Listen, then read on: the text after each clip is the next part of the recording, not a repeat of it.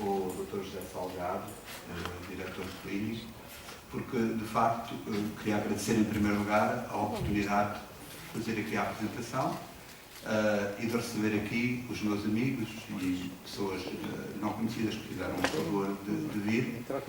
porque, como o José Manuel já referiu no início, este é um sítio de um simbolismo particular,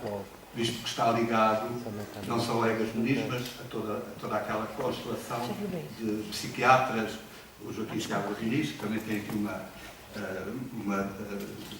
representante hoje, no ano do centenário dele, a doutora Lina Seabra Diniz, o doutor Ilharco, o Barão de Fernandes, uma figura incontornável da história da psiquiatria e também da cultura portuguesa, não só da psiquiatria. E, portanto, para mim é particularmente feliz e estou particularmente grato por me terem concedido essa oportunidade. Em segundo lugar, queria agradecer a todas as pessoas que vieram, mais longe, mais perto, as mais conhecidas, as menos conhecidas, de Queijas, do Barreiro, de Coimbra, sei lá. Como o Dr. José Manuel já referiu no início, o meu convite e o convite que foi inicialmente circulado previa que tivessem aqui connosco hoje alguns colegas do Centro de Estudos Interdisciplinares do século XX, desde logo o professor João Ripita e a professora Ana Leonor Pereira, e depois o nosso comum amigo José Margato Pereira, que é médico psiquiatra, mas também é desse grupo de investigação, do grupo de estudos em História e Sociologia da Ciência e da Tecnologia, e não foi possível, pronto, Coimbra fica um pouco mais longe, ele também teve um problema de saúde, e teria sido, de facto, digamos, um ouro sobre azul se pudéssemos ter aqui estado todos. Como é costume nestas apresentações, esta parte do autor não é muito interessante, porque, tirando o leitor privilegiado, que foi o apresentador, o José Manuel Jara, a ninguém ainda, quase ninguém teve a oportunidade de ler o livro, e o meu desejo, como o desejo de qualquer autor, é que o leiam, quer o possam comprar, quer o obtenham numa das bibliotecas. A biblioteca aqui do Hospital Júlio de Matos vai ficar com 1 ou 2 exemplares, e, portanto, o meu desejo maior era que lessem o livro e que pudessem, ou via e-mail ou por outro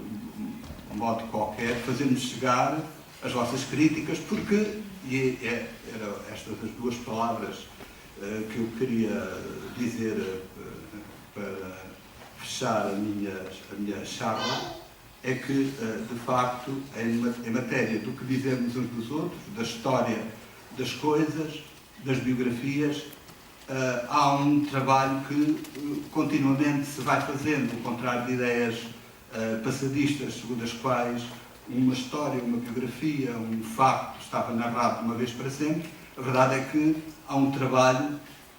de interação entre todos nós, entre as pessoas que têm fontes, etc., que faz com que nada disso seja acabado e, a pouco e pouco, no âmbito da cultura, no âmbito do pensamento humano, se possa acrescentar sempre qualquer coisa, ou factos desconhecidos, ou perspectivas diferentes, inovadoras. E aqui queria dar um exemplo, porque a Lina Seabra Diniz e o Armando Mirdouros, numa determinada fase da minha investigação,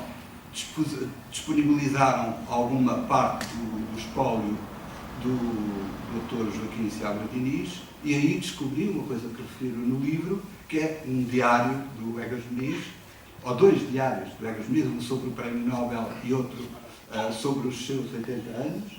que não eram conhecidos até aí. Isso prova que, de facto, se pode acrescentar alguma coisa, sem reivindicar daqui uma grandeza e uma revelação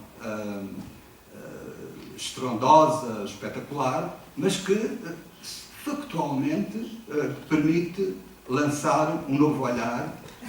quiçá, sobre o objeto que estamos a estudar.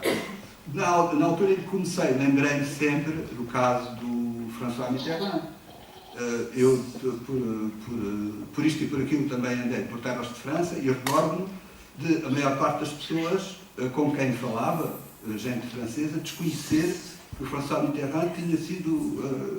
tinha trabalhado com o governo de Pétain, portanto tinha sido um colaboracionista. E dizia-se, um pouco por toda a França, que não é um país propriamente pequeno, que aquilo era disputa de pontos de vista, que uns diziam que sim, outros diziam que não. Perto do fim da sua vida, já no Eliseu, o François Mitterrand resolveu publicar uma obra de caráter autobiográfico em que fazia exatamente essa revelação. Para muitos deram uma revelação, mas por outros deram, e a França, por momentos, ficou transida, porque não se compaginava a ideia de alguém que tivesse sido um republicano, socialista, inclusivamente eleito para a presidência, ter estado com o governo de Pétain. Como é que o eleitorado francês teria reagido se tivesse na posse daqueles elementos? Ora, eu não fui buscar este exemplo, depois temos outros exemplos, outras biografias engraçadas, mais perto de nós, do Dr. Mário Soares, deste e daquele, que revelam que, de facto, quando uma abordagem é feita com as armas da cultura, da história e, como o Zé Manuel já disse, da interdisciplinaridade, nós podemos, de facto, sempre acrescentar algo que não é nem definitivo, nem necessariamente valioso. É na interação depois, é na leitura, que eu espero que façam do meu livro, que se pode avaliar melhor qual é o lugar do Egas Muniz na história da ciência, na história da política e na história da nossa cultura. Este o convite que vos deixo, agradecendo mais uma vez a leitura especializada e que eu, apesar dos pontos de desacordo